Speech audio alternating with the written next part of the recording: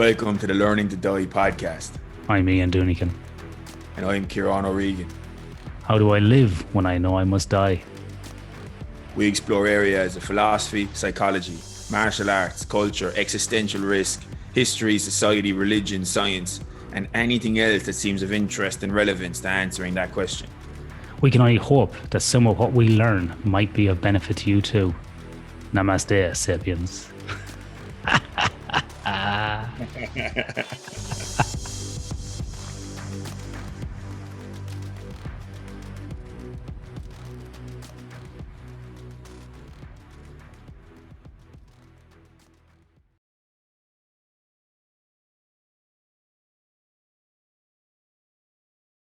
Okay, so to provide some context for the conversation around, we're going to be discussing agriculture, food production, and ways of food production that a lot of people who listen to might not be too familiar with.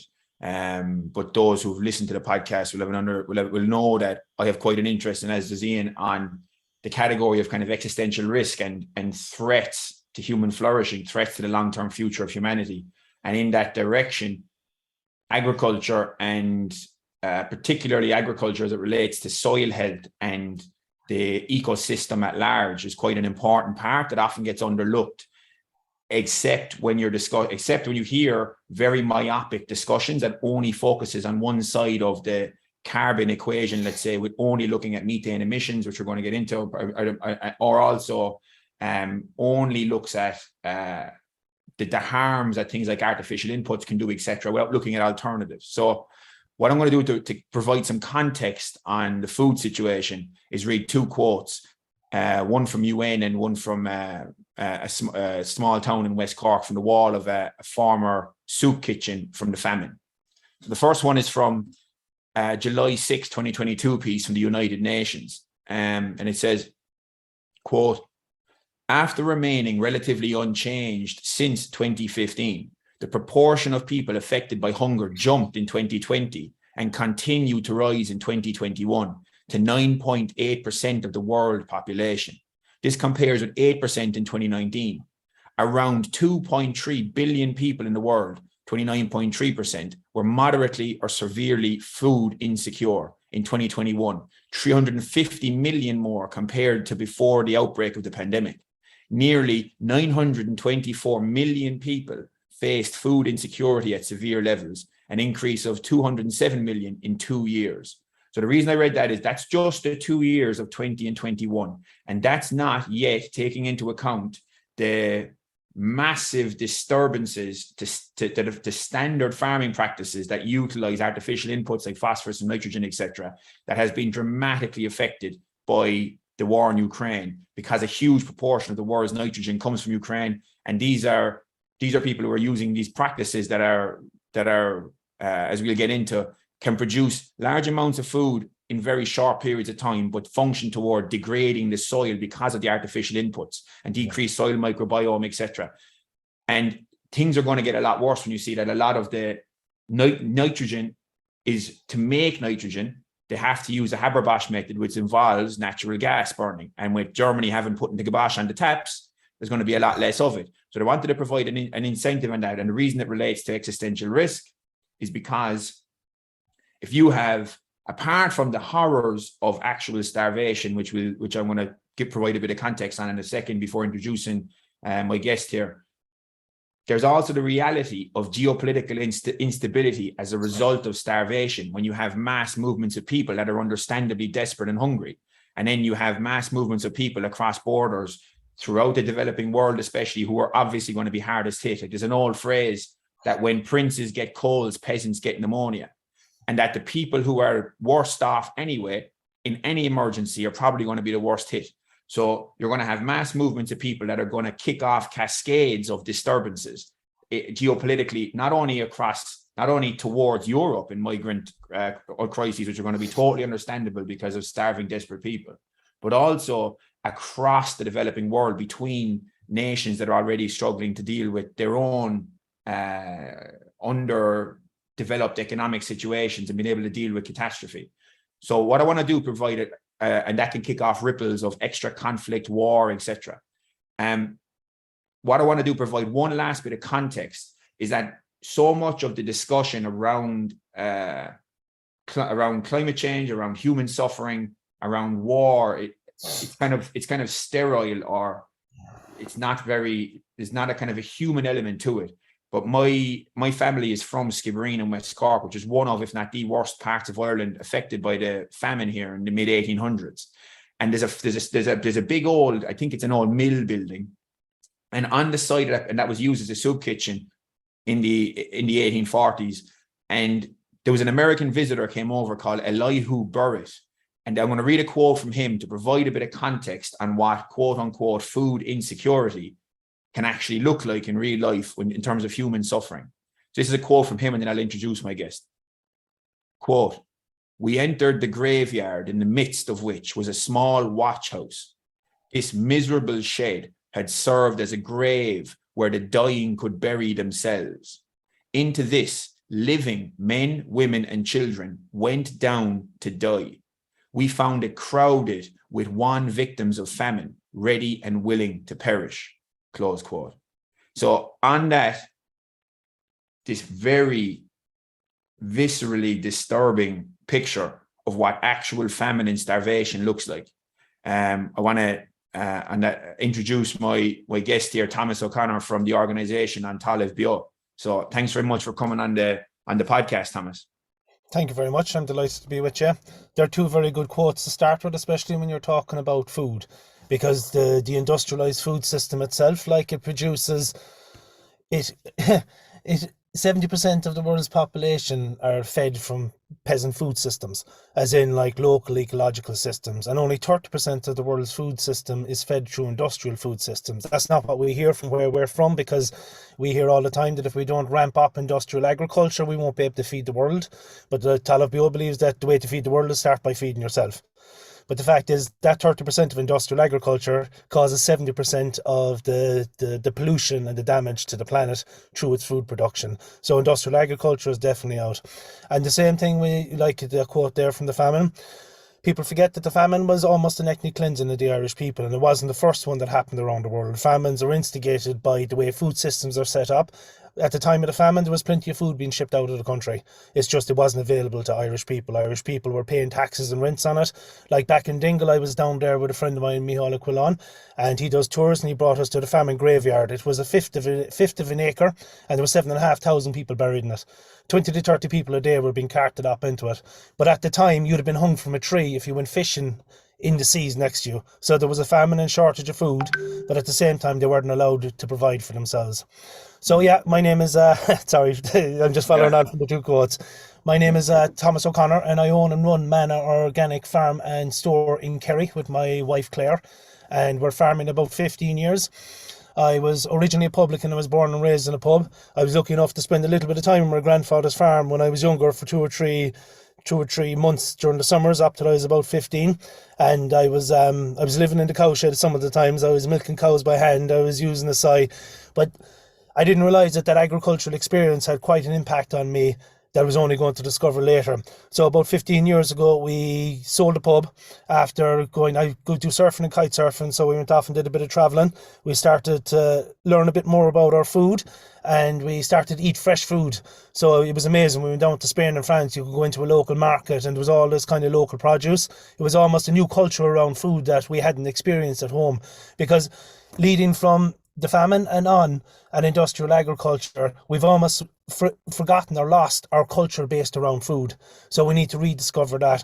So after coming back, we turned around and I sold a pub, and I bought 25 acres in Galton Camp, and we took over an organic shop inside in Tralee. So on our farm, we grow our produce and we sell it directly into our own shop. Now we did that, and it takes a lot more work because we understood the food system, and we didn't want to be providing into the mainstream supermarkets, mainly because we'd seen loads of examples of farmers in the past that their carrot was crooked, or things weren't up to standard, or they wanted to run a bit of a discount, and then they ended up wiping out the farmers.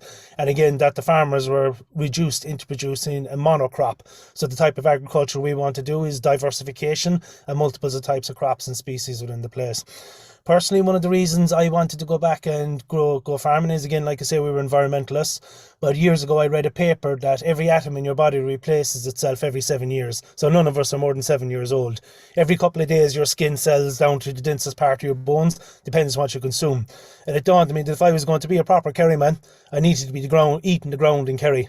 And the thing is, in the past, we had hundreds of thousands of cultures all over the world. Those cultures were based on the environments people were living in, and that environment was based on the geological rocks that were forming the biology, which was fixing the soil, which was growing plants, which was making the animals that people were consuming. So people were literally eating the land in their particular area. And then they had way stronger cultural and community environments knitted together around that. So there was long-term stability for thousands and thousands of years. Our modern agriculture system is only 100 years old, and we can see the detrimental damage it's done across the world. So we sold the pub, we took over the farm, and about the same time I got involved in a group called Transition Kerry. Well, we were involved in setting up Transition Kerry at the time, about 15 years ago, and that was about creating resilient and sustainable communities. Mainly it was from a fella, Rob Hopkins. He was based down in Kinsale. There's a permaculture college down there. He was a teacher. And he showed a video, The End of Suburbia, to his students. And The End of Suburbia, 15, 20 years ago, was showing what was happening in America because of the development of the urban sprawl and how people were becoming disconnected, communities are falling apart and all this kind of stuff.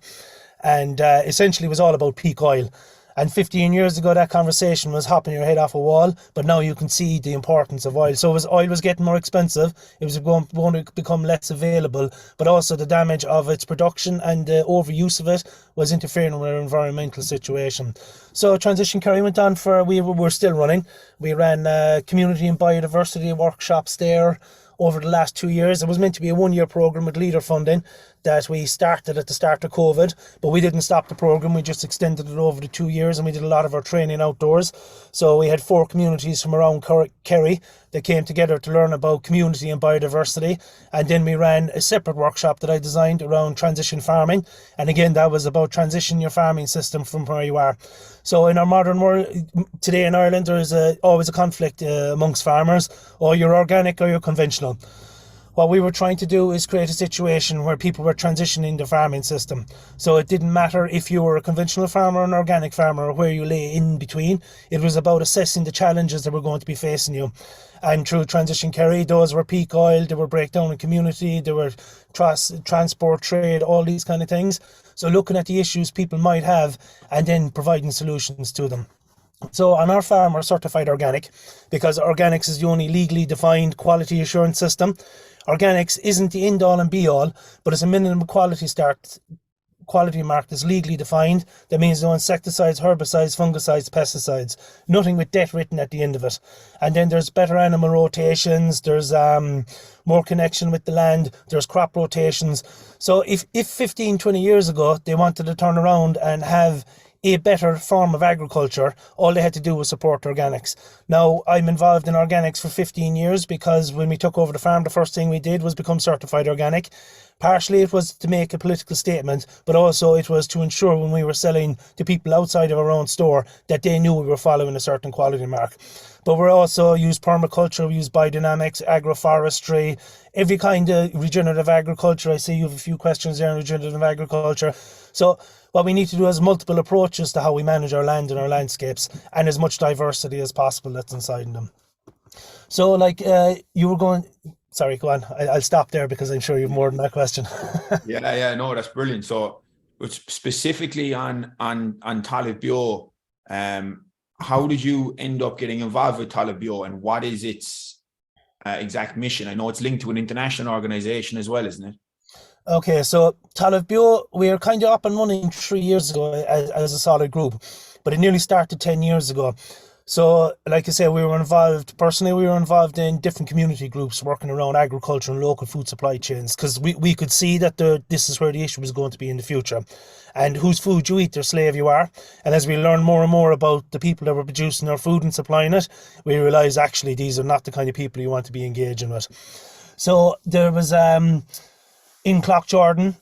There's a Feeding Ourselves conference that's been running probably around 10 or 12 years, and it was pulled together by Cultivate, and it was run at the community farm in Cloughjordan. So essentially, Talamh came out of that. So the Feeding Ourselves was bringing people from all around the country that were engaged in local and small scale agriculture. That could be CSAs, supplying into restaurants, doing box schemes, having your own local shop. So there was a diversity of people there. So all the people in Talamh came from that. For about 5 or 6 years, we'd come to the Feeding Ourselves conference. We'd have loads of conversations. And then we developed the idea of trying to have an organisation that would give a different perspective on agriculture and food and our connection with the land, more of a holistic one. And then about 3 years ago, we had a meeting after the Feeding Ourselves conference, and we came together as Talamh. Talamh means living land, and our objective is to reconnect land, people and community, because you can't have an agricultural system. So we talk about permaculture. Permaculture is the only way you can have a permanent culture is having a permanent agriculture. And this is where the conversation around food and seed sovereignty comes in. So we're set up about 3 years ago, and we've been quite active there for the last 2 years as an organisation. And then the year before last, we applied for funding for an EIP, which is a European Innovation Project. It's where they provide European funding to agricultural groups that want to bring on projects that the Teagasc and the main departments won't engage with. So ours was around soil biodiversity. So what we did is we have 16 lighthouse farms that are on the project. Each of those farms have gone through an Elaine Ingham or a Nicole's Master's course to teach them the basics in soil biology. We've turned around and equipped them with microscopes, Brix meters and bionutrient meters. So the idea is to educate the farmers themselves to understand what's happening on their land and to be able to interact with it. So what we need to do is make our farms more resilient. The way we do that is make them more independent, and the easiest way to do that at the moment is reduce all the inputs coming into it. So through permaculture, looking at closed systems, circular economy, all these types of things. So it's about educating the farmers, putting the power back in them, because of the way it operates at the moment is an expert comes out, gives a prescription, and the farmer follows that prescription. But it turns out when you start learning about all these inputs that are put in, that particular prescription is making the patient sicker than healthier. So could I grab you on that to just expand on a couple of those terms, close, because this is of relevance to the discussion at the moment. Like I mentioned in the introduction, with changing to farming inputs as a result of these supply chain disturbances with nitrogen and phosphorus, etc. This idea of, I believe this relates to two terms you use there on closed systems and circular methods. So how would you expand on those terms? Okay, so like our modern society is based on a linear system. It's based on capitalism. It's about moving as much materials through the system and making as much money as possible out of it. So take your farming system. So farmers, yes, they might have said they make 100,000 at the end of the year, whatever it is, or they make 30,000 or 20,000. A huge proportion of that is simply inputs, because their land is based on buying in artificial fertilizers and all the sprays and the stuff that goes with it. So there's more inputs coming into the farm. But the problem, all these modern inputs, they're chemical and industrial. They were all born out of World War I and World War II as tools of death and destruction. So we need to, in a circular system, we need to move away from that, because not only is it costing money to bring them onto the farm, that's putting the farmers under economic pressure, which forces them into producing the commodity product at the end that they can only sell to one or two people, but it reduces the biological activity on their farm. So the very use of nitrogen on your farm is interfering with the ability of the biology in the soil to fix nitrogen from the atmosphere. 78% of the atmosphere is nitrogen. It's just very stable because the two of them bound together. Since life began on this planet, essentially that's what plants have done, is they've learned mechanisms through photosynthesis to take energy from the sun, and through a symbiotic relationship with the biology in the soil to break the mineral rocks and then turn around and fix nitrogen through that process. And fixing nitrogen through that process is the nitrogen you get from that type of system through a natural system is called ammonia. It's N4 or something, whereas a lot of the nitrates and nitrites that they use, which is what the fertilizer they put out, is a very unstable form and evaporates off into the atmosphere and leaches out into the environment very quickly. But actually it interferes. A plant or an animal that takes up those type of nitrates and nitrites is way less healthy than something that takes up the food stuff that comes from the nitrogen fixed by biology. So say for instance, you turn around and the nitrogen that comes in is it's a very chemical based. It takes an awful lot of oil and energy to produce it. So even from the start with transition Kerry and the way we were looking at nitrogen and the inputs used on the farm, that for a conventional food system, 1 calorie of food you take out of it, for every 1 calorie of energy your body gets out of a conventional food system, it takes 10 calories of oil to produce it. Now, if you consider the way oil is going and the price of oil was going, and 15 years ago, this is what the transition movement was talking about, either because of the cost of oil or the availability of oil or the environmental damage of releasing something that the planet took a million years to put into the soil and into the ground, bury it deep, and it created this lovely biological balance that lasted about 10,000 years. And then in the space of 100 years, we've drilled holes and released all that carbon into the atmosphere. So it's affecting the actual biological environment that we live in. But also the fact that a farmer goes and he gets a prescription for NP and K, and he gets a prescription for the demand for the plant for a year. He's given bags of fertilizer which are soluble in water, and he puts it out once. So essentially, he's feeding the plant for the whole year once. Can you imagine sitting down now and eating all your breakfast and dinner 6 months at one time and expecting to be healthy with it? And with NP and K, you mean, is that nitrogen, phosphorus? Yeah, and they're all important nutrients, but when they come from chemical and industrial sources, they actually interfere. So if you use artificial phosphorus, it damages the mycelium that run through the soil. Yeah. So they say there's phosphorus shortages. Yes, there's phosphorus shortages inside from the mining perspective and shipping it, but there's no shortage of phosphorus inside in the soil. But we've damaged the biological systems, which are the fungi and the mycelium that dissolve the rocks and feed the minerals in a symbiotic relation to the biology and the plants. So if you put out artificial phosphorus, you're damaging that. If you put out artificial nitrogen, you're damaging the nitrogen-fixing bacteria that are available in all kinds of plants. It's not just legumes. So like if you look at the modern advices that we have, essentially in Ireland, we have a monoculture of ryegrass. That's ryegrass that's planted everywhere because it's a commodity that feeds in to produce dairy or beef. And when they talk about diversification, they're talking about putting in clover as one extra plant to fix nitrogen.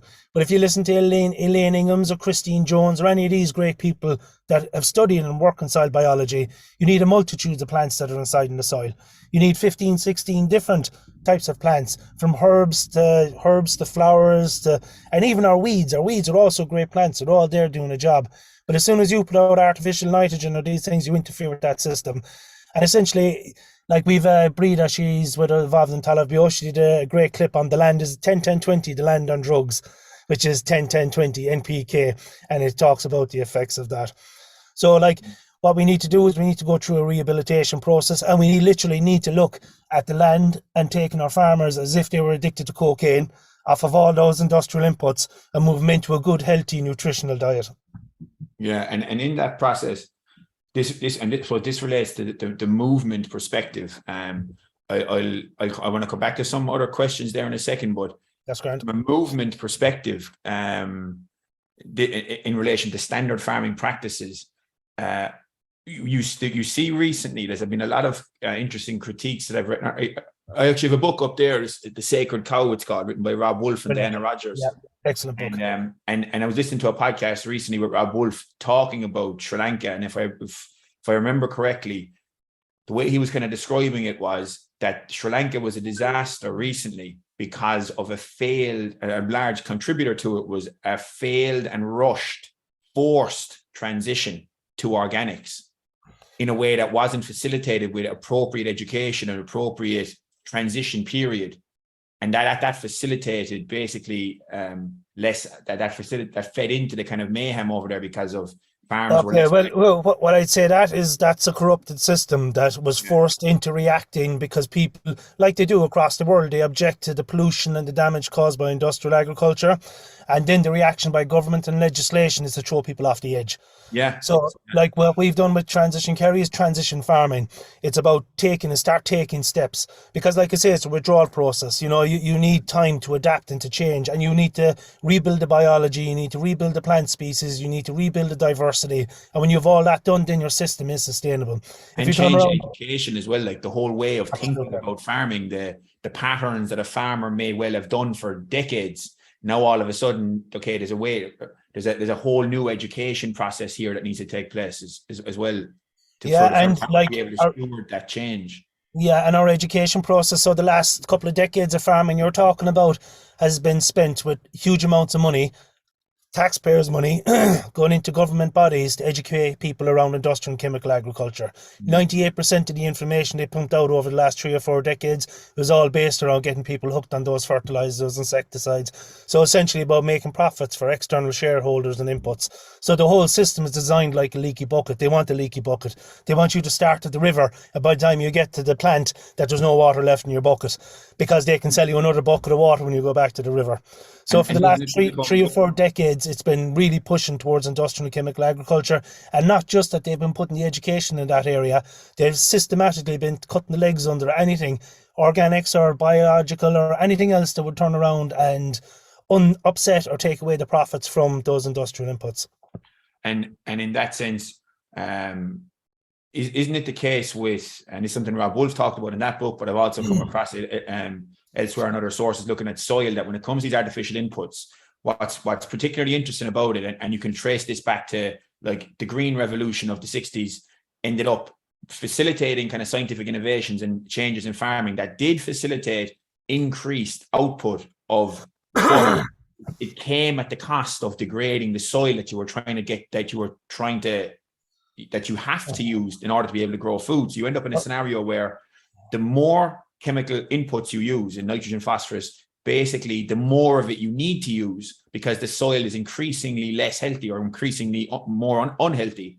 And because of the decrease in the microbiome richness and the biodiversity of the soil, you have to actually then use more inputs to make up for the fact that your soil is getting increasingly. Is that kind of... Well, the Green Revolution was a lie in the first place. And if you want to learn a bit more about it, Vandana Shiva, she's a great Indian lady. She works a lot around food and seed sovereignty. Excuse me. She did, she'll tell you the history of the Green Revolution in India and across the world. But they say the Green Revolution brought a lot of money. Sorry there, now I'll just stop for a second.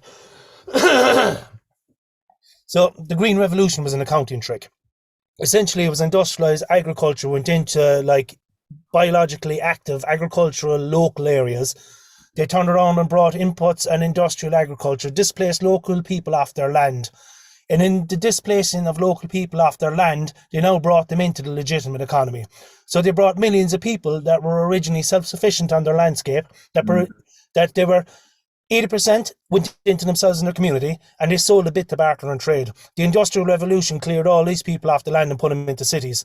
So when they talk about an increase in economic activity, they're talking about the extra economic activity that came from displacing people from the land. Now, if you look at the land in the areas which were once the breadbaskets of India, and you look at them at 40 years later, these are deserts. They've poisoned and toxins the place. Vandana Shiva talks about one town where there's a cancer train that runs out of it. A train every week that leaves bringing cancer patients from the place because of the toxins and chemicals that were used. And this practice wasn't just India, this went all around the world. So it's a direct degradation of the soil and moving people into economic dependence. So the Green Revolution, they talk about it all the time, and it pisses me off, to be honest, because it's like, yeah, it's lies is what it is. It's like, I can't help but think of there's some really interesting critiques around this as well, where I've come across similar lines, where it's like, oh yeah, there has been millions and millions and millions of people lifted from what the official poverty line is, but quite a lot of them were lifted by being absorbed into a system where they previously were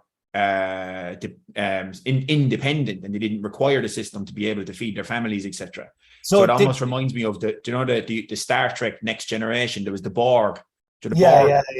Assimilate. Swallows a planet into the machine, and all these people are walking around with the machine parts.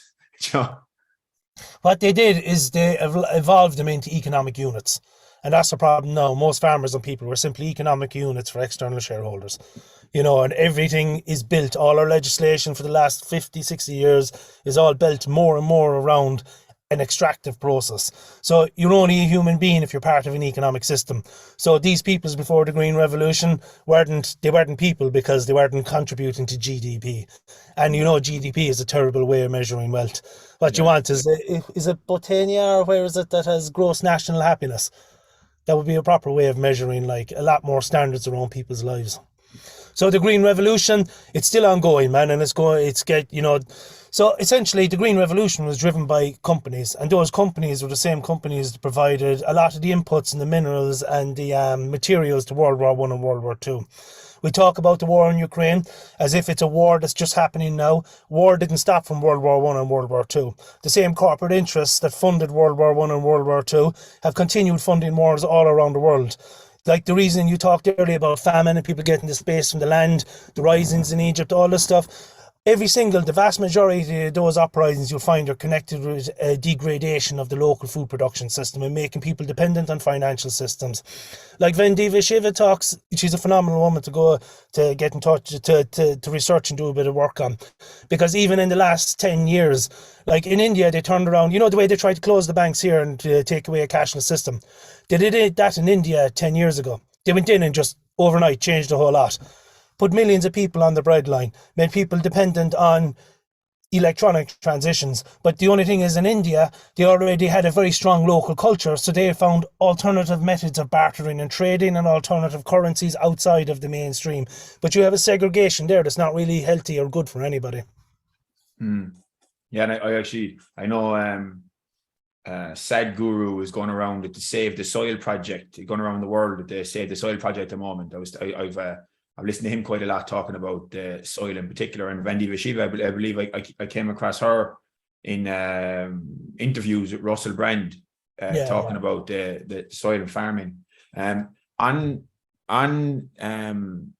So I suppose on that direction, what role? So if I was to bring this back to the kind of like the opening part where I kind of gave the introduction and the kind of like the big shifts and the kind of turmoil and how dependent we are here. Like I think I read yesterday around 70% of Europe's nitrogen is produced using Russian gas.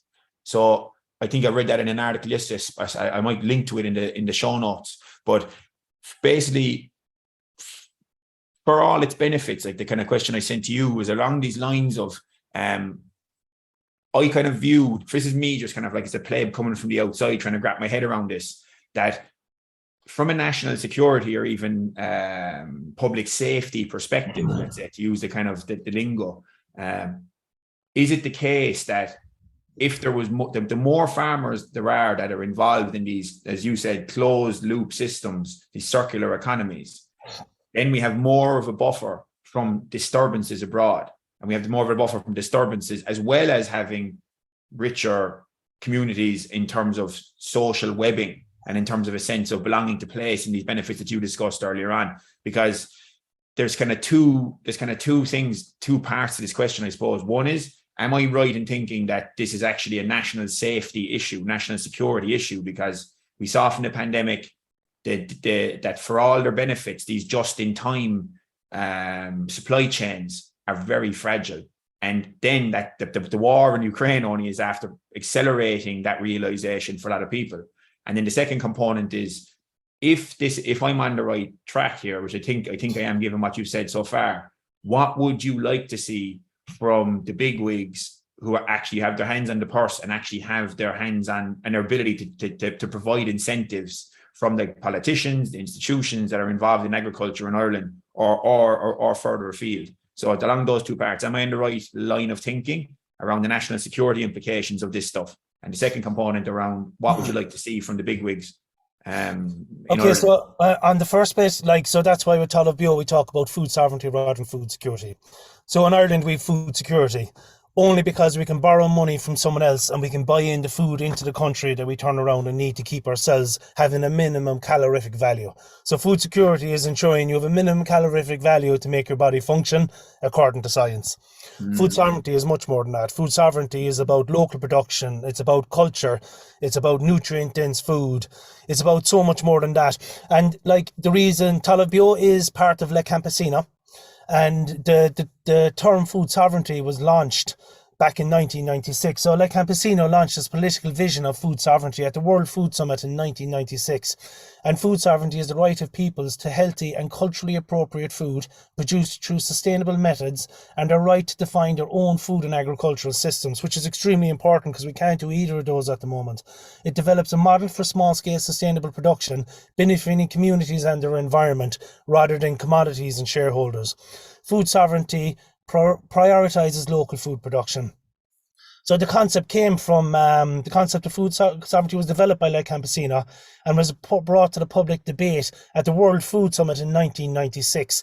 And this happened, well, Le Campesino, first of all, has hundreds of millions of members all around the world. It has hundreds of small peasant organizations. So Le Campesino represents not the 30% industrial agricultural system, it represents the 70% of the world that's coming together through small communities to stand up for the right to produce their own food.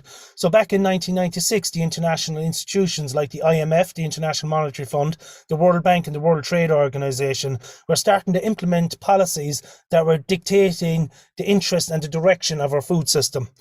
And this was the start of the creation of free trade agreements. So the World Trade Organization and the World Bank decided they were the best people to start writing legislation around our international food systems. And this sent alarm bells ringing around the world, because anybody outside of our, like we think the World Trade Organization is great, IMF is great, but really when you listen to the other 70% of the world and the effects of the money that they pump in, the direction they push people, all they've done is caused harm across the world. And it was a fear of them getting involved in our food system, which was so basic and important to everybody, that set the alarm bells going like Campesina, and then they set up a campaign around food sovereignty. And again, you can see the difference between food sovereignty and food security. Food security is only good if you can borrow money off someone. Food sovereignty means that within your community, but you can't have food sovereignty unless you have seed sovereignty, which means that you have control of the commons, which you have control of your water, you have control of your genetic stock, which is the seeds that have been bred by thousands of generations of people that came before us, but now we're in the ownership of very small few communities. Like I said earlier, whose food you eat, their slave you are. And for me, as I started to learn more about our food system, and then I especially started learning more about seeds and who was owning and controlling the seeds and what's happened in the seed system, now the vast majority of our seeds around the world are owned and controlled by corporations. Syngenta, Bayer, Monsanto. These are the chemical companies that were born in World War I and World War II and are now the mainstay of the inputs in our food system. So taking the inputs out of our food system is important from an economic point of view in order to ensure resilience in the farms, and so that they don't have all the extra bills and they can make a livelihood. But then it's also important because all of these chemicals are toxic to our landscape, they're toxic to our environment, they're toxic to the people. If you go farther and look in deeper, you turn out, oh Jesus, the same shareholders own the pharmaceutical companies.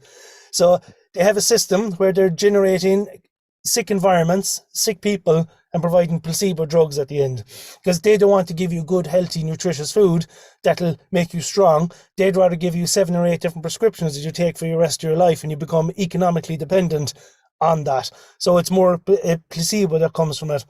So food sovereignty is a way deeper conversation that needs to be had over food security. And when you're talking about Ukraine and the percentage of gas that's coming from there, or you talk about the grain, the ship of grain, the big boat of grain that came into Ireland, you're all clapping at, 95% of that grain is getting converted into cows, which is converted into a protein and sell as a commodity. That's not food. So in Ireland, the main farming bodies that tell you, oh, we can feed 14 million people. We produce enough calories to feed 14 million people, but the vast majority of that food is exported outside of our local system. But huge amounts of taxpayers' money and time of farmers is spent on producing that commodity. So it's important to move away from that and let people realize that food sovereignty is extremely important over food security. I think, and you mentioned there that Bayer, as in the farm, it's also a pharmaceutical. Bayer, Bayer, Monsanto, Syngenta. If you look into these companies and you look into what they've done with seeds around the world, like Monsanto went into seed banks in Mexico, right? Either bought the seed banks or went in and just took the seeds out of them, took the seeds back to America, and through corrupt American legislation was allowed to put a patent on them. And now these companies in America are suing Mexican farmers for growing corn that they've grown for millennia in their own area, because Vandana Shiva talks about it. They're the new rate collectors. So in the past, like in Ireland during the famine, one of the reasons we had a famine is because 50% of what came off the farm, the food that was grown, was given as a rate or a rent to the landlord that was exported out for him to make money to hold his estate. What's happening now is exactly the same. It's like feudalism, basically neo-feudalism of a farm, like.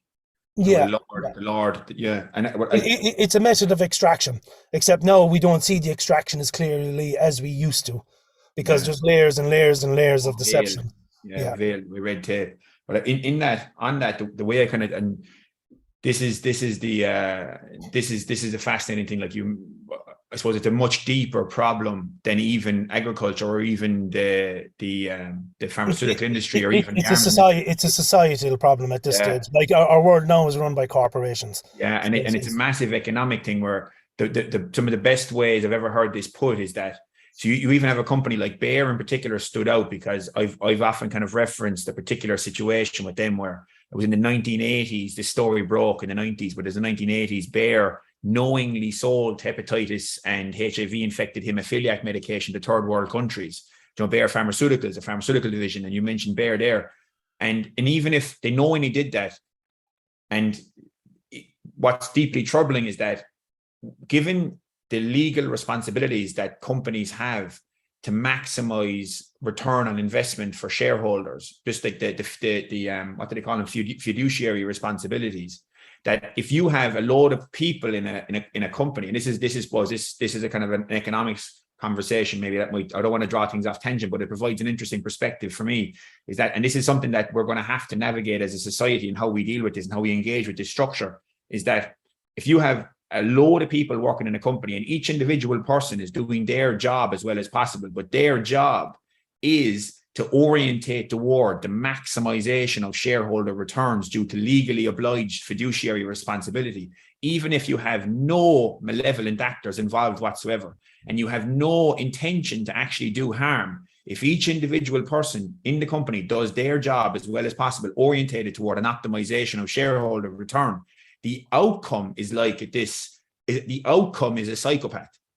In terms of, you end up with this very strange reality to our economic system. Like, for example, and a final part in that is, how are we ever to even consider the concept of world peace, for example, given the fact that there's war taking place, when there are economic structures that are basically legally obliging arms manufacturers to maximize return on investment for shareholders? Even if you have no psychopaths, no malevolent actors, everyone is sound, but they're an individual cog in the machine orientated toward optimizing. And that's without looking at any malevolent actors. It's just the system itself. The emergent property is this detached, extractive, psychopathic outcome. It's a really tricky problem for humanity to have to navigate. Yeah, the optimization isn't the problem, it's the end result. It's the end result, like say you're talking about the food system. It's the end result of all the inputs and all the agricultural system being based on external shareholders. So like you say, every member of that is working, but the framework in which they're working has been pre-dictated. And we know, like the corruption aside in our political systems, 30 or 40 years of these big companies pumping loads of money. So the laws and rules and regulations we live by have pretty much been defined and written by these actors, these external hidden actors. So like, I mean, we used to have cooperatives,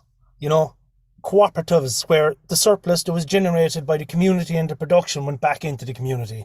Then those were sold off and became PLCs. And the PLCs essentially meant that instead of the surplus that the whole community was working for coming back, so first of all, the priority was making livelihoods, ensuring everything worked right, the community was right, and then any surplus was fed back to it.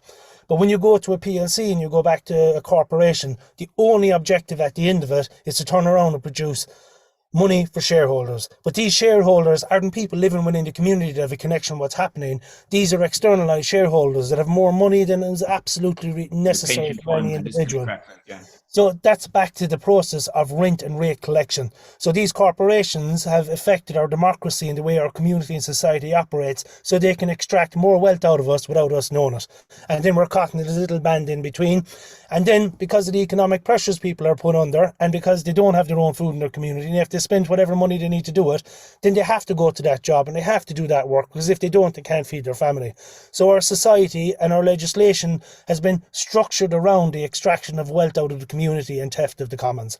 So it's a big problem, but it's also very simple, because if there's enough will and ability in the people to say the new priority of our society, like the human in Patagonia, the new society of our capitalism is to turn around and have very efficient businesses, but the surplus that comes from that comes to benefiting the planet, or come benefiting the community or the people who have engaged in it.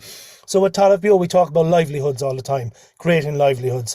The economic system is important, but the economic system is a huge hindrance, and the economic system is extremely corrupted. Like, I'm a farmer, I'm not an economic unit.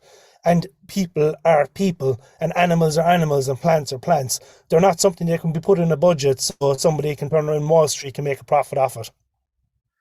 Yeah, there's a writer I read quite a lot of, and he uses this phrase from other writers, that the reign of the quantity, which is basically that the reign of quantity, that we're basically living in this age where essentially if it can't be measured, it's not important. Yeah. And this kind of a sentiment is it's driven a bizarre kind of a detachment. But just 1 second there. So if it can't be measured, it's not important. So like you say, like when a farmer goes out and does a soil test in Ireland, they use a thing called a Morgan's test. And a Morgan's test only measures soluble nutrients inside in the water. So if it can't be tested, it's not worth it. And that's what they're measuring. But it all depends on what they're testing. So they're only testing for soluble nutrients. So that's a test essentially designed by the soluble fertilizer companies, that they'll go out, test the ground. There's nothing floating around in the water. You need to throw more fertilizer on it. Yeah. There's a thing called... Never ask a barber if you need a haircut. Yeah, but there's other tests. As in, like, the minerals aren't lacking in the soil. What's lacking is the biology, but they're not testing what the soil fully. So there's a total acid digest, which is a totals test, and that'll tell you all the minerals and elements that are available in your rock. So a soluble test will tell you you're lacking. A totals test will tell you have 5,000 years of this mineral of rock inside in your ground, but actually all you're lacking is the biology that unlocks it. But that's no good, and that information and education isn't shared. Isn't shared because it doesn't make profit for companies. So at Talamh, we're trying to bring that knowledge and connection to people and those tools so they can unlock that fertility without buying in the inputs. And again, like, the whole story we're being told at the moment is told from a very small narrative as opposed to a wider one, which is why we need to have a bigger conversation around food sovereignty. Like you asked, what would Talamh do, or what can it do? Like food sovereignty, we've 7 points that we're putting to politicians. So we're working on the ground with farmers. We're trying to build up membership, but we're also engaging at a policy level because we understand policy and legislation creates the framework in which we need to operate. So a lot of the farmers actually that are within Talamh either wouldn't be considered farmers, or they'd be like, almost sneered at because of the scale or small production, or they're only supplying locally. They don't have 200 cows, or they have 30 acres. It's smaller scale. Now we have a good mix, but the diversity of farming is extremely important. But what we have is on-ground experience. And we need to look at things. So we've 7 points, and the one is building food sovereignty, and the other one is turning around and stimulating and supporting local food production. The only way to feed the world is by starting to feed yourself. Because if we're not feeding ourselves, every bit of food and calorie we get, we're taking from someone else in the world. So if we want to stop climate change and the cut down of the rainforest and all the stuff, the desertification, then we need to learn how to feed ourselves. Local food production also, when you look at the cost of oil and transport, unbelievable amount of money that's being spent and moved around the place. But local production then also turns around and produces livelihoods for people. So your community grows stronger, you have more nutrient-dense food. You eat a food that's connected more to your landscape as opposed to something that's homogenized. So like, again, when I was talking about cultures in the past, every culture ate different types of foods depending on its environment. And because that's what they consumed, it made them more part of the place they live, and it gave them more of a connection with it. But now it's like the cows eating the ryegrass. It's a monoculture. Everybody's eating McDonald's burgers, drinking Coca-Cola, watching the same stuff. So now we have a monoculture of people on a very low quality diet. And the problem with a low quality diet and your gut isn't working, well then your mind isn't working properly and you're very easily. So food is the foundation of core of what we're doing. So for us, what we want to do is we want to get a basic minimum payment for local food producers. We have a local food policy on Talamh, and that's essentially about ensuring that even if only 10% of the money that goes into developing the external export market in agriculture was put into local food production, then we'd have a local food system. We'd start developing food sovereignty. But instead, 99.9% of it goes to feeding commodities externally, so that we buy in that shipload of grain and 95% of it gets fed to animals for shipped out of the country. Like, we only need a fraction of the grain in the country that we can grow, but if we're turning around and have a protein conversion system based on commodities, then all we're doing is bringing in proteins and shipping them out, and that's causing a huge amount of damage. On that as well, just to pick up on 2 points that you mentioned there, the one is you mentioned, and this I can expand on this briefly just to provide some context for people, is that I live in Cork, and here in Cork it's an organisation called in UCC called the APC Microbiome Institute, and they specifically study the connection between the gut and the brain, and they've done some absolutely fascinating research where they've actually done, for example, one particular example of a study is that they've taken they've done a thing called a fecal microbial transplant, is a fascinating example where they took human feces from depressed people, clinically depressed people, and human feces from people who aren't. And they've done fecal microbial transplants on germ-free mice, where they've basically put human feces from depressed people and healthy people into populations of mice. And they find that mice these are massive studies, like in terms of world influence and everything, really good science. Mice that end up with fecal transplants from depressed people start exhibiting behaviors like depressed people, social isolation, either overeating or undereating, staying away from other mice. They basically start behaving like depressed people because of the microbial environment of their gut. That's the only thing that's different, whereas the other ones don't. So like the what goes on at the gut and what we're eating, what's happening in the microbiome seems like it has an enormous influence on our mental health, on how we interact with the world in terms of the lens that we view the world through. Absolutely. So like your gut biome, so you're only 10% human. The rest of your DNA in your body is only 10% human. The rest is the viruses and the bacteria and the biology. Your health and your mindset is from your gut biome. But your gut biome comes from the food you consume, which comes from the land. There's a reason cows are sacred in Ireland, they're sacred in India, they're sacred around the world, is because they are the biological inoculators of the soil. Their gut digests, they eat grass, that their poop that passes out inoculates the biological system. And they knew in past cultures that's where health came from. My only personal opinion is this didn't just happen. Like I say, when you see the interests, like again, when half the ingredients that are put on our farms have debt at the end of them. Debt to the soil, debt to the insects, debt to the pests, debt to the biology, debt to the mycelium. That is killing your gut biome. But what they want to do is, yes, they're bringing out this knowledge and scientific information, but they want to take that and put it into a tablet and charge you for that tablet. They don't want to turn around and fix the soil and the earth's biome, so your biome is healthy. So this is where food sovereignty again comes in over food security. Food security, those tablets would be an economic unit, which would say we're doing very well. Food sovereignty means you don't need a tablet. You make sure your soil is healthy, your plants are healthy, your animals healthy, and your humans are healthy. Because it all starts in the gut, and our gut is related to the biome that's inside in the soil. Totally affects your mind. My own personal opinion is that this didn't just happen, that there was a degradation of the food system over the last 40 or 50 years through corporate interests in order to ensure they had an easier population to manipulate, because they keep us in constant fear. So if you add that food aspect to the kind of media and information that's pumped out all the time, it keeps people in a constant state of fear, and we operate in our worst in a constant state of fear, driven on adrenaline. We don't get to think with our heads, we don't get to engage our hearts and our other instincts. Yeah, we might kind of differ on that slightly, in that I kind of take the view of more in line of kind of like an inappropriate optimizing function, because there's an old phrase, it's like Hanlon's razor is this kind of old heuristic, which is that never attribute to malevolence that which can be more easily attributed to incompetence. So it's like, imagine if I kind of err on the side of definitely acknowledge that there are psychopathic, sociopathic people with those kind of, that are a certain population, and maybe they do reach quite powerful positions. But I kind of take more the direction that even without people directly planning to end up in this scenario, if you're optimizing if your optimizing function is misaligned with human well-being, the end result anyway will still converge on a disaster.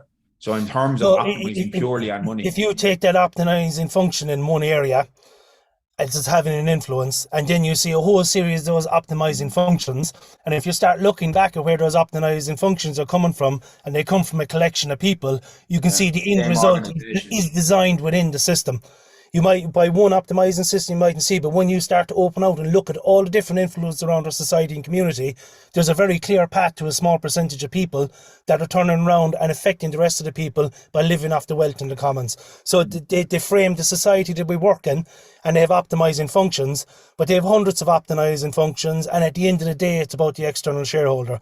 Now, the problems are hugely complex, but they're also very simple. You know, like I say, shifting from a cooperative, which is from a corporate, which is about external shareholders, to a cooperative model, which is about the community, is a way better thing. And I know, they talk, like I've often been told I'm a conspiracy theorist, but my conspiracy theorism is built on like 15 or 20 years of obsession and depression. Looking and questioning why. I was raised in a pub. I always asked the question why. I've met thousands of people move through the place. I've seen the kind of lifestyles they've had, whether they're happy or they're not. I'd meet people totally affluent inside the pub when I was a young fella, and they were miserable as fuck. I'd go back to my grandfather's farm, and there was an old woman living inside in the kitchen with a single pot, a wardrobe and a bed, and she was the happiest person I ever met. You know, but the thing is, the constraints and constricts that are projected on us do direct us down a certain way. So our values and what we like, people go out into their gardens, and unless it's sprayed with Roundup or there's just one grass in it, or if there's a weed, we're conditioned into wipe the whole lot out. What we're doing there is conditioned into wiping out biodiversity. Like there was an article there about the millions of euros spent on glyphosate through and sprayed out. All of these things add together. So I know it might sound extreme what I'm saying, but actually, if you start adding all the bits like a jigsaw, a picture becomes very clear. So like one of the things Talamh Bio wants to do is we want to create an agrochemical-free Ireland. Because first of all, we understand that all of these industrial inputs are damaging the biology, and they're costing farmers and community and society. And we know we could become a world leader in organic and agrochemical-free food. And there's no reason we couldn't do it as an island. We want to try and have a basic income for full-time farmers, people that are engaged in agroecological, regenerative. So what we need to do is take some of the subsidies that are going into producing cheap chemical food and start feeding them back into the farmers that want to transition, so they can keep their hedgerows, so they can turn around and have more diversity in their swards, so they don't have to push their production to a point that is destructive of the land that's inside it. I was going to say on that, on destructive, on the soil, this is where, particular with the soil. So I suppose people who haven't come across these kind of ideas before, and there's been a lot of stuff on animals, and you mentioned them earlier on there, for example, in regenerative practices. This is something that I'd love to, if you could expand on, even in specifically in relation to cattle and the soil, is the role that the central role that ruminant animals play in these closed loop systems, because our culture, our Western society anyway, is in this process, this kind of vegan centric, emission focused, primarily on emission focused myopia that is basically demonizing burping ruminants to the extent that even a few years ago, one of the references in the Sacred Cow there is in relation to the Swedish Green Party advocating the people of Sweden to go out and murder all the moose, as many moose as possible, for the sake of climate change. Like it's beyond madness that the myopia is leading to these kind of outcomes, and there's a demonization of animals at large in terms of their role in the food system. So even independent of the nutrition question, which is a totally different thing, specifically in relation to if we want to have systems that are closed, what role do animals play in those systems? Ruminant animals in particular. Yeah, animals play an extremely important role. They're primary digesters. So like what we've done is we've broken the process of the digestion within our farming systems. So now we need to buy in inputs. But animals did an extremely important part of that. A cow has 4 stomachs. They're designed to eat grass as herbivores. They break up the grass and all the lignans and stuff inside it and make it available. If you and I chewed grass, we couldn't eat it because our stomach can't digest it. But by doing that, they convert the grass and the plants into proteins and enzymes and stuff that we can use and digest ourselves. But the thing is, like modern animals, so an animal is designed to eat grass.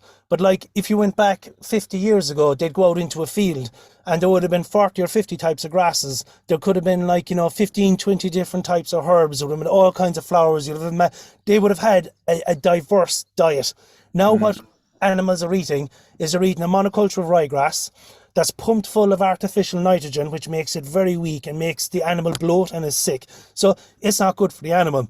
But then what they do is they turn around. So the animals that we give out about that are causing the damage are essentially animals that are locked up and fed soya. They're animals that are fed high protein diets that are not designed to eat. And also in massive numbers. Come from? Yeah, so animals need to be integrated into our systems. And the best agricultural systems throughout history have always been mixed agricultural systems. And like I said, the cow was sacred because of the value it brought to the farm. From eating the grass and the milk and the cheese it provided, and then its own meat. But then also the health it brought to the landscape. But if that cow is sitting inside in a shed with another 300-400 cows, or a pig inside in a house with 1,000 sows, or a chicken inside with 30,000 chickens, and they're fed on proteins that come from imported from around the world, fed on artificial nitrogen, and then turn around and the animals, they're in a very healthy environment, they're eating unhealthy food, then they need to be pumped full of antibiotics. So that has its issue, but that shouldn't be a reason for turning around and walking away from animals in our landscape. The only way we're going to have a sustainable food system is by having animals integrated in it, because there's a very bad example being used to take animals out of the system, and the messaging from that is coming from the same company, the same corporations that are pumping the money into the big animal lots. But now the animal lots are becoming too much of an issue for them, so they'd much rather go and clear a rainforest, produce a whole load of soya, and instead of feeding that soya to the cows, they can now feed that straight to people. So what we need is whole systems thinking. We need to think about the whole life cycle costs of what we're consuming. If it's an animal and it's coming from a local farm and you know that farmer, well then that's a very good animal. If it's an animal that's beef that's imported from the other side of the world, that's not good meat. If that's an animal that's stuck in a shed in Ireland, they call it farming, but it's factory farming, it's commercial farming, that's also not good. But also, they have their environmental measurements. But actually, if you stop that, take the animals out of the system becomes more dependent on the inputs because it has to buy in its fertilizer because the cow is the main recycler. And all you're doing is taking soya that has just as big, if not a worse environmental effect than well-reared local animals. Well then. And as well, the whole methane thing. Animals produce methane, but when we had diverse swards and the animals were out grazing on the land, the methane is heavier and is settled into the ground, and there was biological processes through the microorganisms in the soil and the plants that swallowed up and stabilised most of that methane. When we have cows eating a diet that's not grass, that's high protein stuff, because now the cows are selected by the processor because he wants a big fat Arnold Schwarzenegger animal as opposed to a Kerry cow or a Dexter cow or something designed for the landscape, then this is where you become into the issues. So we need to look at whole life cycle costs and the environmental impacts, and all of these things are hidden from us. So you can't trust anything you read at first glance. You need to look a little bit deeper and ask questions about it.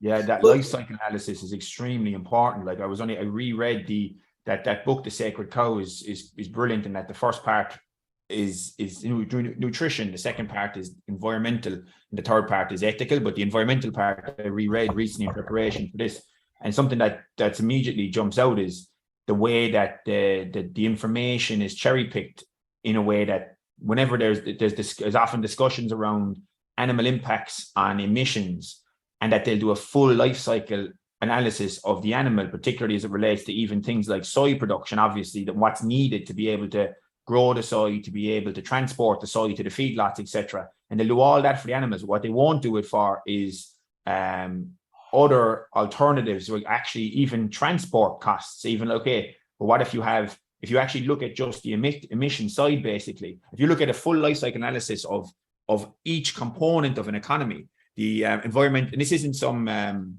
just a farming organization, it's like the Environmental Protection Agency. It's societal necessary. Yeah, and then the Environmental Protection Agency in the US, like even with the amount of factory farming that the US currently has, animals only account for 3.9% of emissions.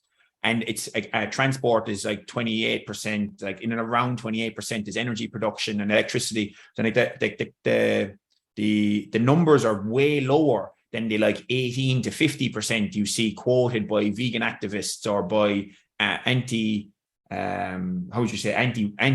anti-ruminant farming activists of all forms, because those numbers, that range of like 18+% is only taken into account of in a narrow view when you don't take the life cycle of what it takes to make a car, to make a tractor, to plow a field, to then be able to plow up the field, to tear it apart, to then bring in inputs that you had to use the Haber-Bosch method, burn a load of gas to be able to make nitrogen, to then be able to put the nitrogen into the soil, to transport this stuff from Russia or from wherever it's made. Like that, when you actually look at it, even at its worst, which is a load of factory farming in the US, which is even at that scenario, it's still. Well, we have factory farming here in Ireland as well, pretty large scale factory farms. Yeah, but I mean, just in specific, there's a lot more like beef factory farming in the US than there is here. In particular, I suppose what the Sacred Cow was focusing on, where there's way more beef factory farming in the US than there is here. You know, like the 6-8 months of feedlot finishing that a cow goes through at the end of its life in the US. I don't know if it'd be the similar versions here. Yeah, well, yeah, to be honest, we've very good farmers in Ireland that look after their animals, but we also have like the kind of percentage and type of farmer that's pushed in Ireland is like high protein, locked up for a lot of the year, fed silage, zero grazing, loads of inputs. That's not all farming in Ireland, but it is the farming that's pushed. If you go train as a farmer, you spend 4 years learning about industrial agriculture. They might mention organic once, they won't mention regenerative, they won't mention biological, any of this kind of stuff. So what's important is the education we're giving people. The education around farming is influenced by the money that goes into it. The state has stopped funding a lot of this stuff over the years, and the money that goes into the research is through the corporations, and they only want to research particular areas. Like our main agricultural body in Ireland, Teagasc, pretty much is only looking at chemical industrial agriculture. They've only started in the last year doing the most minute trials on any kind of farming system that doesn't have nitrogen in it. And the types of nitrogen and the quantities they recommend is detrimental to the environment in the first place. So like, it's really important because farmers get a bashing for what they've done, but farmers have protested for 3 generations. They're always out in the roads. They've been protesting against the push into commoditization and all these external costs and inputs, and that they were literally went from being mixed farming systems where they had a couple of animals, they might have had a bit of grain, they might have this, that and the other, they fed themselves, they were able to sell a little bit, into literally producing either beef or dairy. So education is extremely important, and we need to look at where the money is going into education. For the last long time, all the money that's going into education is a corporate interest behind it and a vested interest, and all public money is pulled from education. But education needs to start in primary schools, and the best hope is coming from primary schools, because now kids are planting their gardens, they're turning around and taking that food, they're eating it with a bit of home ec inside it, and now that's moving into the college, but that's still very, very slow. We need to be teaching our farmers how to grow. Like I do farm walks, and there's a big college next to us, and they bring out farmers. They brought out 40 fourth-year students. They were finished their degree in agriculture, and the first question I always ask them is, how many of you eat your own food? Only 4 of the 40 people put up their hand. That means the rest of them aren't farmers, as in they haven't been trained to be farmers where they're producing food. They've been trained to maximise a commodity off of their land. And then they are pushing about buying finance, getting into debt, buying in more inputs, taking it up to a 200 dairy herd, buying out their neighbour. It's like the worst kind of testosterone that's going inside an agriculture and food system, just squishing everything else out of the way. And the thing is, you can't blame them either, because that's the only information that's presented to them. So it depends how the story is framed as to what people can take out of it and how we adapt. So we need to change the story. And on that education, so I suppose it's totally understandable if like I've got a number of friends who are just, this is how the standard practices or what they grew up in, it's what they utilize in their farms. How would you, and I chat to them about stuff like this, they'll say that they some of the younger lads around my age or a bit younger or a bit older will tell me like, yeah, that they're aware of some of this stuff, but then their dads who run the farms are particular, or this is just the way that they know best, and that there's an understandable apprehension in when this is what their livelihood depends on in making the change. So I suppose, how would you, what are the kind of key or the main concerns that you hear from farmers who for years and years have been producing a certain way in this kind of standard method using artificial inputs, etc., like we've discussed, and tilling practices. And how would you, what are the kind of main concerns you hear, and how would yourself or Talamh address those in terms of kind of like helping to address those main issues? Okay, so it's about transitioning the system in, whatever system they're in. It's about starting taking the first steps. And you're right, a lot of it is fear, but it's like the example you gave earlier in that country where they turned around and took everybody from a high input chemical industrial system and went cold turkey, and the system collapsed. Yeah. So the stories they're hearing are stories about collapse and failure. They're not hearing the stories like Talamh would be telling from farmers on the ground that are actually integrating these ecological and biological systems, that have stepped back from the chemical inputs and are having successes. Also, all they need to do is start the process. Start looking outside of the conventional areas for knowledge and information. In Ireland, we've NOTS, the National Organic Training Skills Net, and they run a thing called BioFarm every year. It's run for the last 4 or 5 years. They bring in experts from all around the world looking at regenerative, ecological, biological, sustainable, resilient farming systems in dairy, beef, horticulture. So the knowledge is there. It's just not coming through the channels that people are normally exposed to. They also do a whole series of workshops that people can sign up to, again, on dairy or beef or whatever it is. So you can change and adapt, gain new information, and don't just change everything overnight. Take a corner of your field, take a trial pot, take 4 or 5 acres of your land. Don't put fertilizer out. Add in a different species and more grasses and more herbage into it. See how your animals react. Open the gate in a field that half of it is ryegrass and artificial nitrogen and half of it isn't, and there's a multiplicity of diversity inside it. Let your animals in and let their instinct tell you what's happening. But what's important, and what Talamh is trying to do, is set up working models and examples. So we're basing our structure around river basins. So we have the 46. We hope to have 46 lighthouse farms in each of the river basins, because we need to think of our landscape differently. The water flows through our landscape. Water is the blood of the earth. Everything we do on the farm is affecting the water. So by turning around and looking at your community and the way you farm and being connected to your landscape through the water systems, it'll bring more of a community effort. So what you're doing isn't just affecting you, it's affecting the people downstream of you. And what's happening to you isn't just happening to you, it's happening from upstream of you.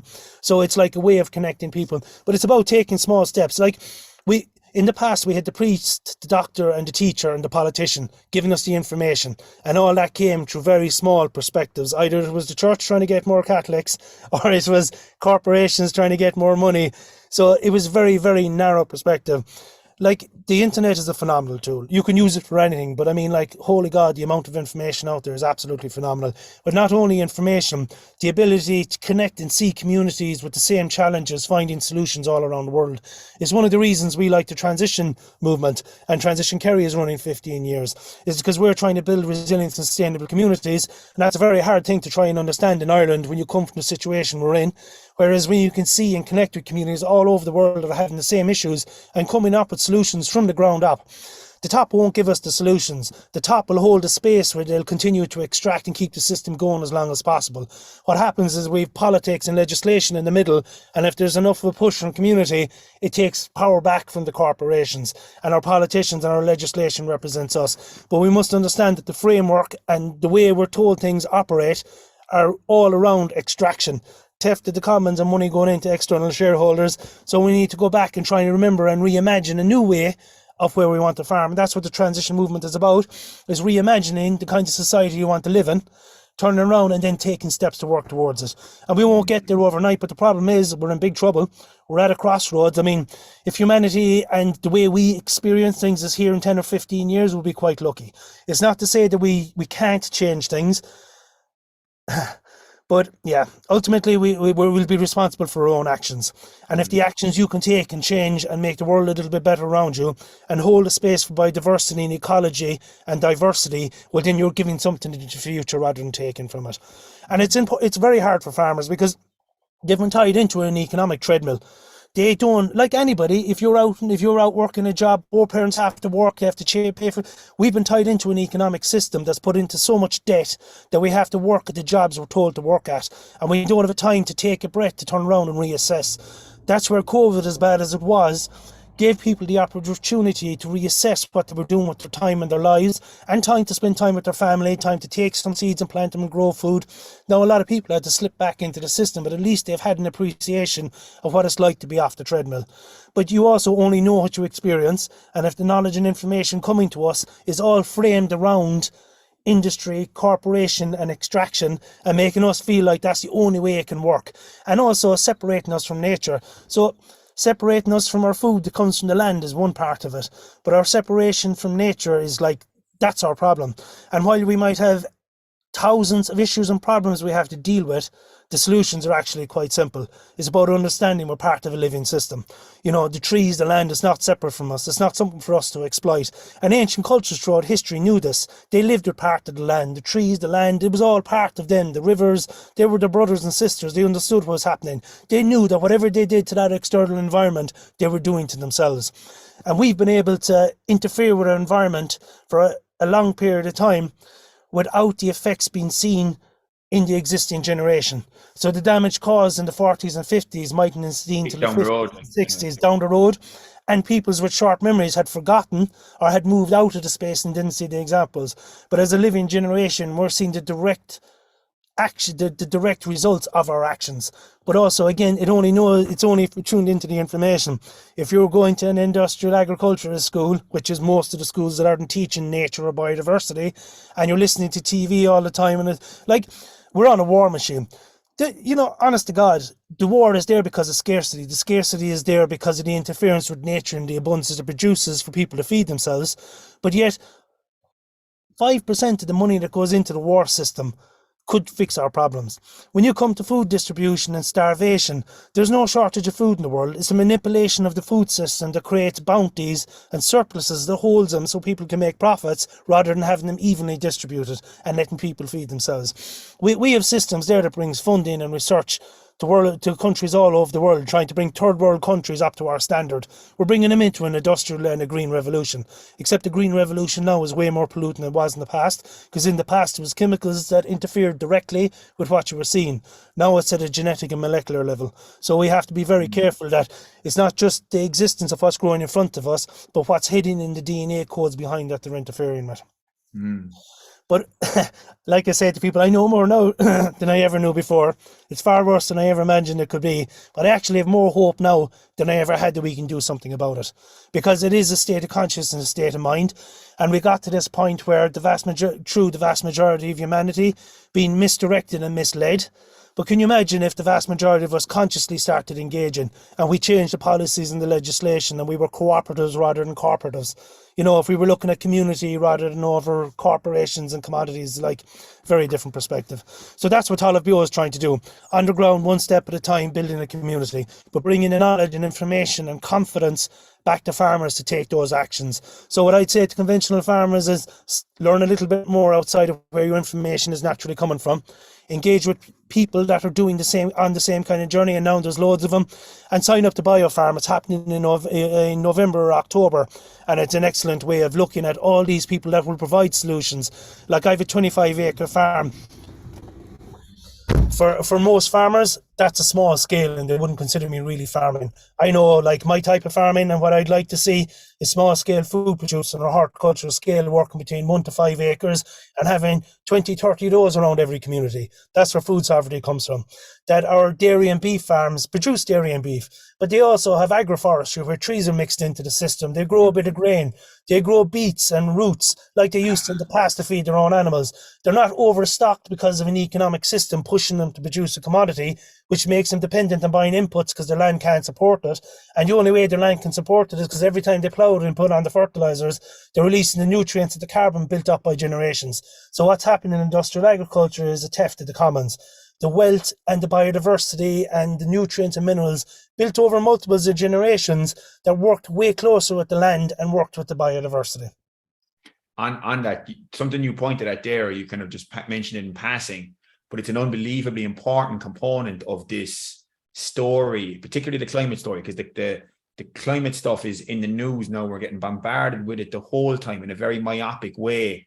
And again, the animal demonization is one component that we've talked on, but one component is something I meant to ask you about, which is specifically, you mentioned there when we till the ground, we're releasing carbon. And apart from obviously actually tearing up the kind of blood vessels that the mycelium networks actually make up in the soil, we're actually releasing massive amounts of carbon by tilling, which not a lot of people realize. And a lot of these industrial processes, industrial row crop, monocrop processes, where someone thinks, you know what, I'm gonna do my part for the environment, and I'm gonna not eat any meat, and instead I'm gonna get my protein from fucking tofu or something. And that tofu was made from soy that was made in industrial row crop agriculture, that was made by clearing a diverse ecosystem, tearing the place down using herbicides, pesticides, etc., like fungicides, like you described, tilling the ground up, planting the soy, to then be able to extract the soy, to ship it across from Brazil or wherever it's coming from back over here to make fucking tofu.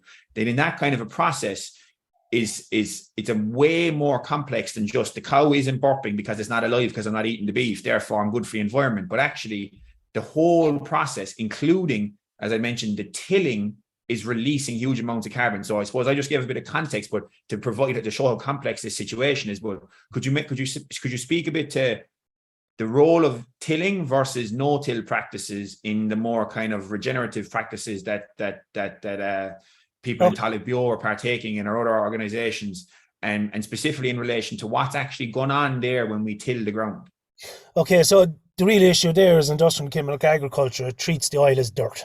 It's a medium to hold a plant upright as they put soluble minerals and nutrients on it. The difference between dirt and soil is the soil has the biological activity that's turning around and producing the minerals and nutrients that the plants need.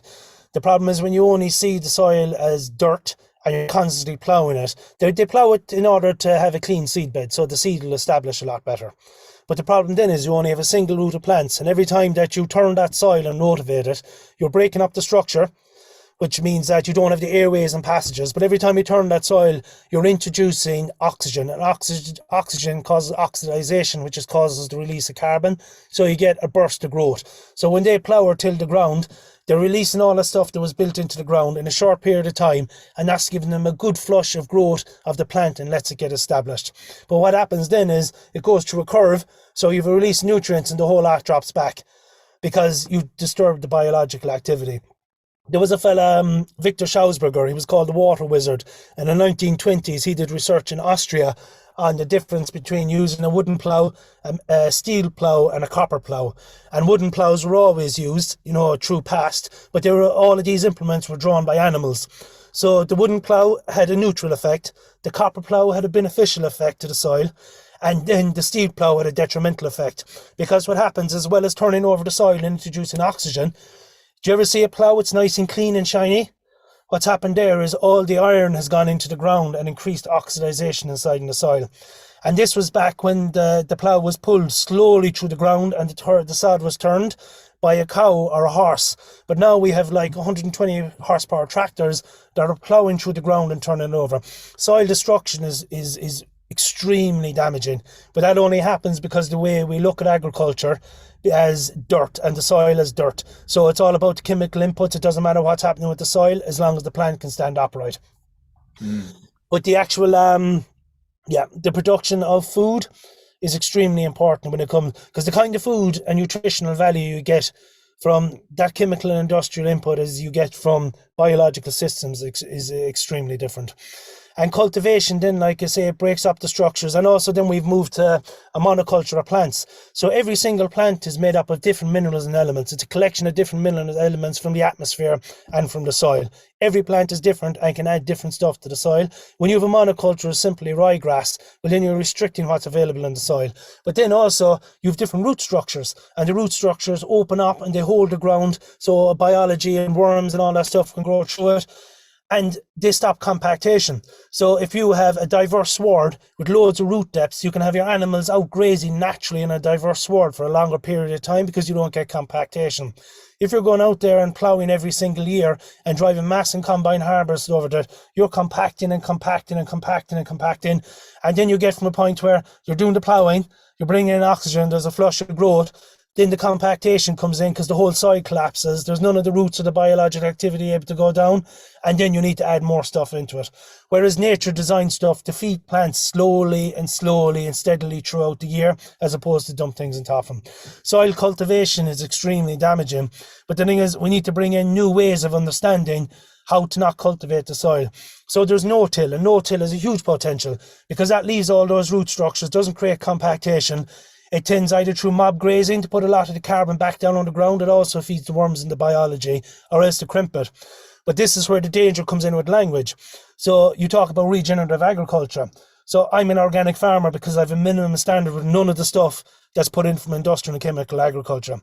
But you could be an industrial agricultural system, and this is what the big food companies in the States want to push regenerative agriculture for. You could be a regenerative farmer and go out and spray a Roundup to clear the ground. So technically you're not disturbing the soil, but you're killing off all the biological activity, and glyphosate is an inhibitor which like affects all the biology inside in the soil and your gut. So like they've been allowed to use glyphosate the way they have because glyphosate doesn't directly affect the human DNA. But like I said earlier, there's only 10% of your body that's human DNA. The other 90%, all that gut biome inside in your stomach, is directly affected by the use of glyphosate. There's a good man, Zach Bush. He used to work in cancer treatments and chemotherapy and things, and he's done a lot of research around the almost instant impact in the communication between your cells by the use of glyphosate. And now glyphosate isn't just used to clear a field, they do a thing called desiccating. So before they harvest the wheat, so people say they have a wheat intolerance. It's usually because it's a very narrow genetic hybrid wheat, but also then to dry the wheat, they turn around and spray it with glyphosate and it desiccates it. So now they don't have to dry the wheat, and they don't have to wait for it to harvest connected with the weather, then go out and spray it quickly. But the horrible thing is that by them spraying that glyphosate on the wheat, it affects the protein structure, and you get paid in America by volume, because in a lot of places they pay by weight of product, and the weight of product usually is the density in nutrition, but in America they pay by volume. So that doesn't matter if you're producing genetically modified industrially fed wheat or you're producing nutritionally dense grain, you're still only said by the volume of material. So one of the issues we have in agriculture is it's all about yield. It's not about quality, it's about yield of production. So as you start adding all those things together, like we need new ways of measuring quality and yield and any disruption of the soil. So all of these consequences and costs that happen to the environment through our food should be on our food. There should be an environmental stamp on our food saying how biologically active it is or its carbon footprint.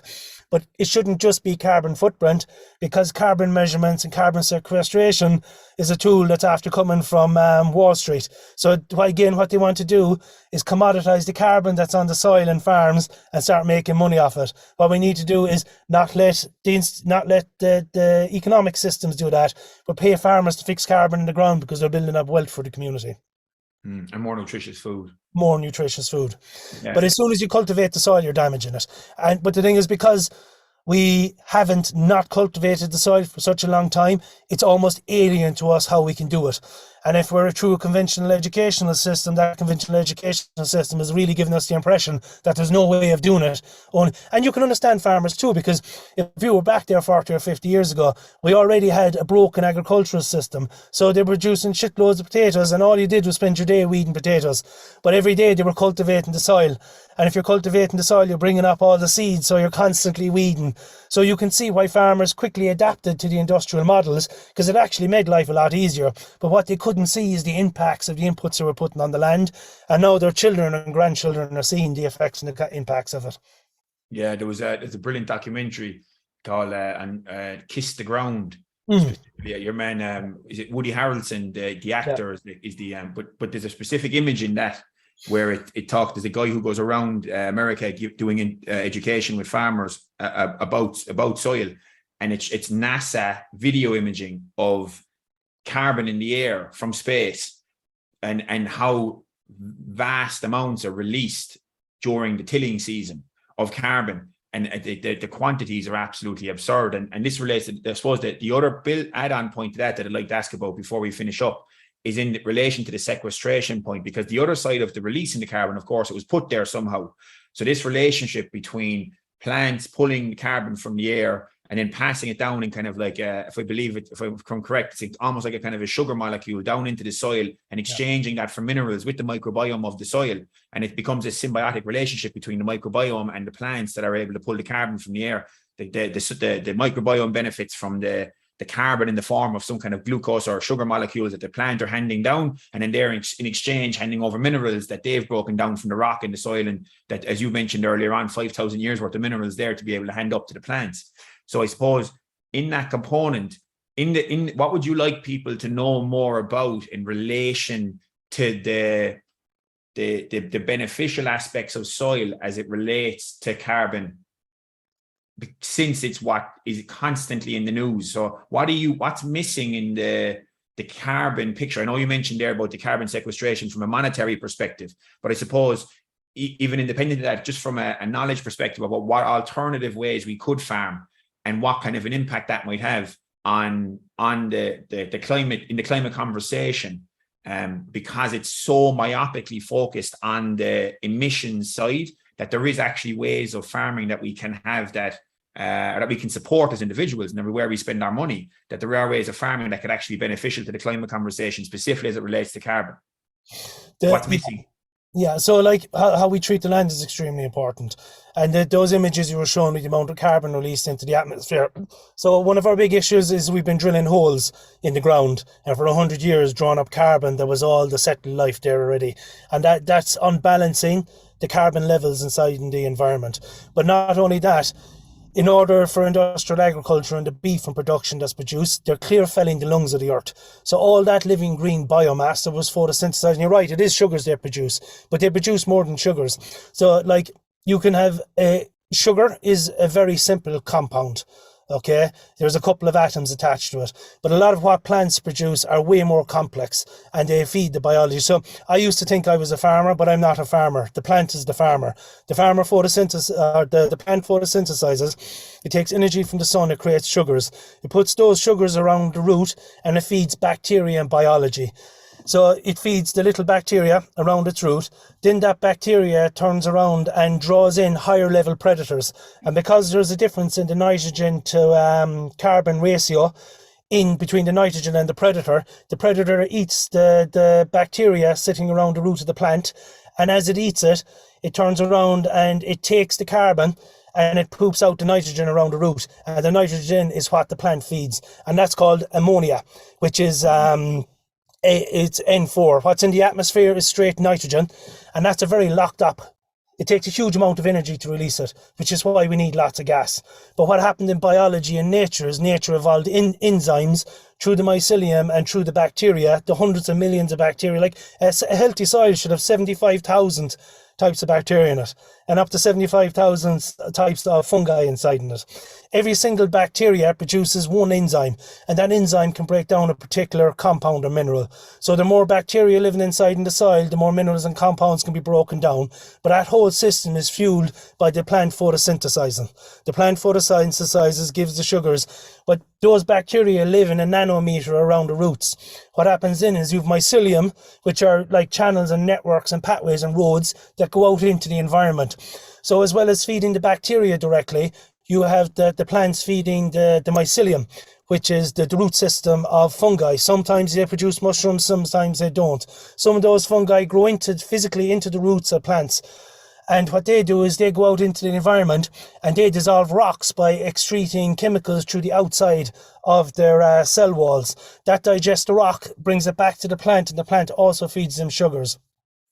All the biological life that's inside in the soil, everything that we see is fed on either eating mycelium or eating bacteria. And the plant directs what bacteria and what mycelium grow around it. The trials have shown that like within 15 minutes of a plant being challenged, it can change. So it's not just the sugars. There's loads of chemicals the plant produces. It can change the type of bacteria it's feeding around its roots in order to release different types of minerals and stuff inside in the soil. The problem is when you put out artificial nitrogen or artificial phosphorus, you interfere with all this process. It's like sitting someone outside McDonald's and giving them Coca-Cola and hamburgers for 6 years and expecting them to be healthy. Their biome isn't adjusted to it anymore. Their food system is so degraded with lacks of minerals and nutrients that they don't operate properly. So what we're doing with the plants is essentially sitting people outside McDonald's. And as soon as we're putting on all these inputs in the land, we're not letting the biological systems adapt it. The plants run the show, really. But we need a diversity of plants. So Ireland is a green desert. Like I said earlier, it's a monoculture of ryegrass that's brought in from New Zealand and seeded. The very fact that we have to reseed our ground every 4 or 5 years because it burns itself out is an indication of how badly we're farming. And instead of saying that there's a problem with the system, they say, oh no, you just need to go out, plough the whole lot up again, put out a load of fertilisers and reseed it. Whereas actually, if you've mixed swards, you never again need to touch them. There was more living animals on the planet long before us, as in like bison and all these like herbivores, than there are now, except they lived within natural systems. As the herbivores, this is where mob grazing comes in. Instead of grazing stuff down to a grass, you have mob grazing. They move along a landscape driven by the predators usually. They eat grass on the top, they stamp it down, that carbon gets compressed in the ground, but you get as much biomass and as much nutrition, but you get more nutrition because you get more of a balanced nutrition coming out of it. And a balanced nutrition from a mixed sward means you don't need antibiotics, you don't need this kind of stuff because the animal is sick. Yeah, and on that, I suppose what I'd like to finish up with, as my last question anyway, would be, you can see there when you mentioned about the green desert, and I know that picture behind you in your background is your own farm, and it looks very different. Like, I live in the countryside, and it's very different to any of the farms around me. So I suppose, and I know that you have the organization or the company Mana Organics. So from an individual perspective, for myself, or anyone else who listens to this in Ireland, how do we go about finding organization or places to be able to purchase food and to be able to support these kind of systems? Like, does Talamh Bio have a register of co-ops or shops like Mana Organics like you have in Tralee? Or how would we go about participating in this and trying to support it with our wallets? Well, what I'd say is join Talamh Bio anyway. Our membership is low, and while we are a farmers-directed organisation, as in all decisions are made by farmers working on the ground, we're also a community organisation because we understand the food system isn't just farmers. I hate to use the word, it's customers, it's consumers, so it's people on the ground that want food, and we need to work together towards policy. What I'd say is look for a local veg grower, turn around and find out if there's a CSA or a box scheme or something around. Buy organic if you can. They say organic is expensive, but it's not really. It's only reflecting the true cost of production of food. If you can't afford that, buy some seeds, learn to grow stuff in your garden, get appreciation, start to develop a demand within your community and start looking for alternatives. Read labels on the back of your packaging. Don't trust when you go into a supermarket that they have your best interest at heart, that just because it has an Irish emblem on the front that first of all it came from Ireland, or that it says that it's a sandwich, you will turn the back and it's got like 60 ingredients on it as opposed to bread and ham and coleslaw. We need to become observant. So as farmers, we need to become observant of our environment. As people and community members, we need to become observant of the kinds of systems we're tied up in and look deeper, and start asking the questions and take back control. It's about finding people that are like-minded and engaging with them and starting a little bit at a time. Everybody has a garden. Turning around and getting to know your food and building communities around food is extremely important. It was one of the big things with Transition Kerry. When we were looking at how to build resilient and sustainable communities, even though when we started we had 6-7 different types of working groups, all the time it ended up coming back to food and biodiversity. Food mainly because that's where people have the most spending power. Every single day you're consuming something. And you're putting your money somewhere, which is deciding the system that's operating around you and providing the food you want. If you don't consciously engage with that, they'll throw whatever they want at you. But also, food is an extremely important tool for developing community because we can come together. And also, if as a community we grow our food, what was a scarcity can become a bounty. Because again, there's a bounty in nature. And if we can save our seeds and save the commons, ensure food and seed sovereignty so that the seeds belong to the people and remain in the hands of the people. Not that in the future, if you want to grow a seed, you have to go and pay a patent or a license or a fee to some externality. And then that externality deciding the type of seed that you can use. So one of the reasons the system bought up all the seed companies is they took those seeds and they buried them. There's a seed list in Europe. And if you have a seed that's released to market, being sold through a third party, your seed has to be on that list. So I grow heritage variety of seeds. I save my own lettuce seeds. I've turnip seeds going back 8-9 years that I got from Seed Savers, some more varieties grown in the 80s and 50s, the 1850s to the 19th century.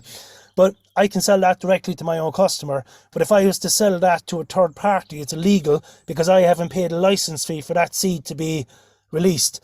But the only seeds that are put on the market come from the big companies that have bred them. But they've bred all their seeds to be suitable to soluble fertilizers, which means they've gotten shorter, they've shorter root systems, and they've lost their connection with the biology. There's a thing called epigenetics. In every generation of a plant living in the landscape, its genetics evolve to the landscape. So there's no point taking seeds and hiding them away and putting them underground in an ice cavern and taking them out in 50 years. They won't have evolved through the most hectic 50 years of evolution they need to adapt to. And then when they're taken out of the ground, the farmers don't have the relationship anymore with growing them. So preserving our seeds and the genetic stock and the commons that came from the past, because that's where the diversity that's there that'll tie us through. And then just like starting to do it yourself and supporting stuff that you can. Again, like I say, join Talamh Bio. But there are loads of different organisations, loads of different alternatives and systems, and just don't trust what you're told on the face. Yeah, brilliant. And out of anything else, I know we've gone through everything that I've wanted to go through, but I suppose, was there anything else that you'd like to add yourself, or anything we didn't discuss, or anything else that you'd like any of the listeners to know about? To be honest, like, you know, it's more about taking joy out of it, redirecting your life a bit, looking at what you do. I used to be a publican. I was angry. I was depressed. You know, like I was an environmentalist. As I started learning about what's happening in the world around me, I went into a depression. But, you know, my dad used to say, you come into the world the way it is, the best you can do is change it a little bit. So we're not responsible for the reality we came into, but we're definitely responsible for how we interact with that reality. So sometimes the problem might seem too big to handle, but start with small steps. Start with yourself, talking to your community, and then as you see the dire need that's there, actually become active, because we are in big trouble. We are in big trouble. Life on the planet will go on, you know, like it has for millions of years. Humanity is here for a very small perspective of time, but we used to be custodians and part of that living landscape. We can be again, and unless we go back to that, we're just going to be wiped out. Humanity will survive, but it'll be a small amount of us. You know, and the way the system is working is that the kind of humanity that will survive will be the people who have been robbing and thieving humanity in the past. So we need to reclaim the commons, we need to reclaim our ground and rebuild our communities, and just take it a day at a time, you know. Will we do it? I don't know. I have good hope though. Yeah, that's a brilliant way to end it. Thomas O'Connor, thank you very much. I'll turn off the recording here and might keep you on for a second. All right, Goramagan. And we'll be at the ploughing over the next couple of days. Well, sure, it'll probably be released by then, but yeah. Nice, brilliant.